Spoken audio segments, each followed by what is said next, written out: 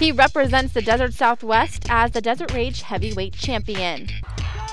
He recently fought at 205 pounds for King of the Cage in December, getting his opponent with a Kimura in the second round and extending his undefeated record to 4-0.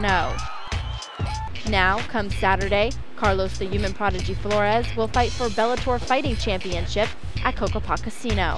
Bellator is an amazing organization. It's in its class of its own. I love the way they do the tournaments.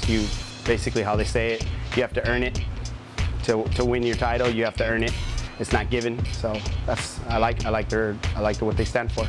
Flores says this weekend's bout is an important one for him. It's a different chapter in my life. I've pretty much accomplished most of the things that I've wanted to accomplish, and now I'm getting the opportunity for a huge organization, and I just got to go and do what I love to do.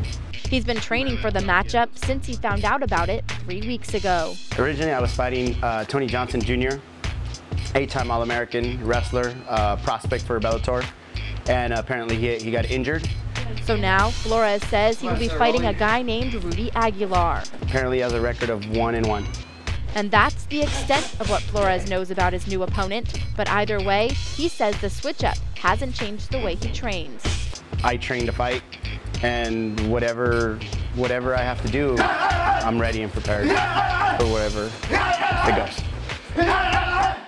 Flores hopes his skills will shine once again in the cage on Saturday, showcasing an exciting fight that could possibly make him one of the next prospects for Bellator.